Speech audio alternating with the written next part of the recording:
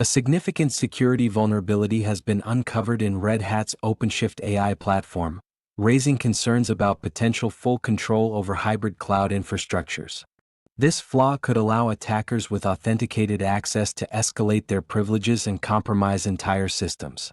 On October 1, 2025, reports detailed that the issue, identified as CV 2025-10725, has a critical CVSS score of 9.9, indicating severe risk.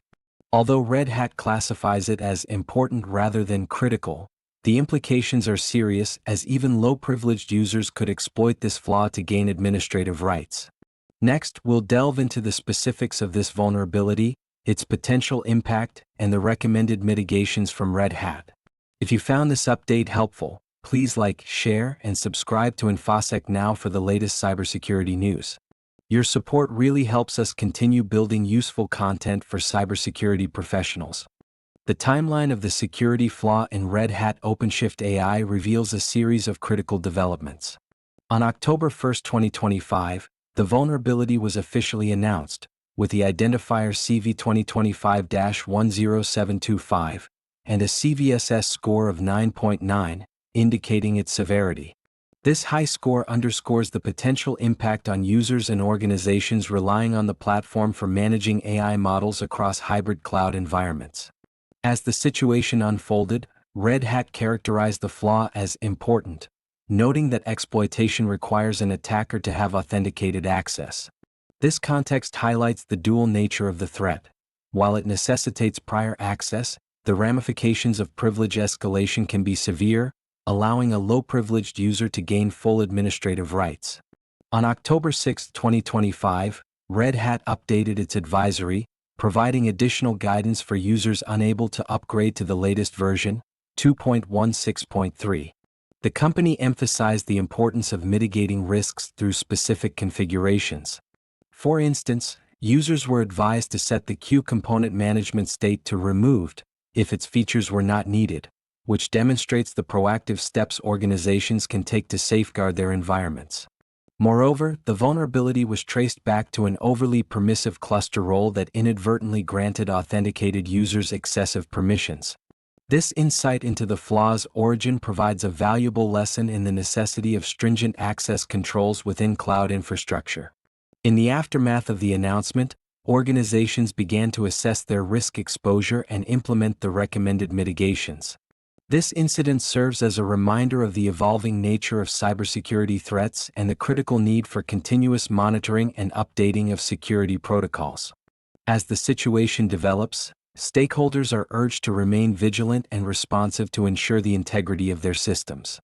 The implications of the OpenShift AI vulnerability extend far beyond immediate security concerns, affecting not only individual organizations but also the broader landscape of cloud computing and AI deployment. As businesses increasingly rely on hybrid cloud infrastructures for their AI initiatives, the potential for widespread exploitation of this flaw raises alarms among cybersecurity experts and industry leaders alike. The ability for low-privileged users to escalate their privileges to that of a cluster administrator creates a significant risk, particularly in environments where sensitive data is processed. This could lead to unauthorized access to proprietary algorithms and customer information, potentially resulting in severe reputational damage and financial loss for affected companies. Furthermore, organizations may face regulatory scrutiny if they fail to adequately protect sensitive data, especially in sectors such as finance and healthcare, where compliance with data protection laws is paramount. In response to this vulnerability, companies using OpenShift AI must reassess their security protocols and user access controls. The recommended mitigation strategies, such as disabling the overly permissive cluster role and implementing stricter role bindings, highlight the urgent need for organizations to adopt a more granular approach to permissions management. Failure to implement these measures could leave systems vulnerable to sophisticated attacks that exploit this flaw.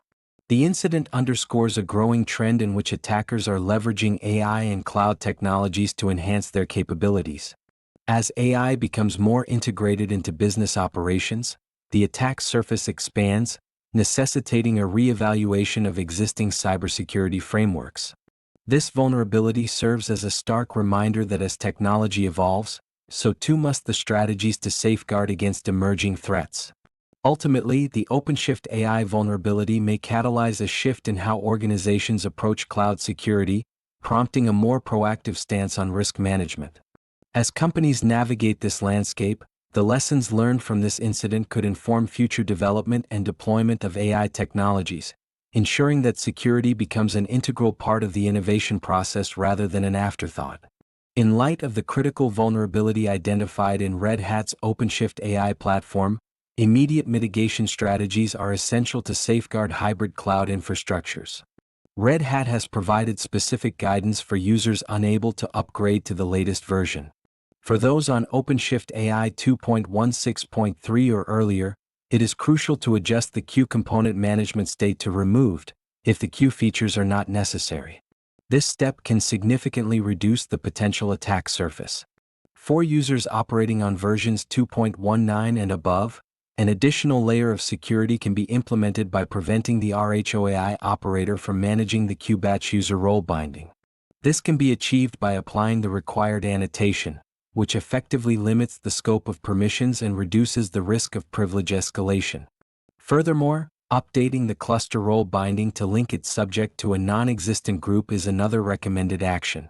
This change effectively disables the cluster role binding, preventing authenticated users from exploiting the permissions associated with it. Once these updates are applied, it is advisable to remove the cluster role binding entirely to ensure that no residual vulnerabilities remain. These mitigation steps are critical not only for immediate protection but also for establishing a more secure operational environment moving forward. Organizations are encouraged to review their permission settings regularly and adopt a principle of least privilege to minimize exposure to similar vulnerabilities in the future. As Red Hat continues to refine its security advisories, users must remain vigilant and proactive in implementing these strategies to maintain the integrity of their cloud infrastructures. If you found this update helpful, please like, share, and subscribe to InfoSec Now for the latest cybersecurity news. Your support really helps us continue building useful content for cybersecurity professionals.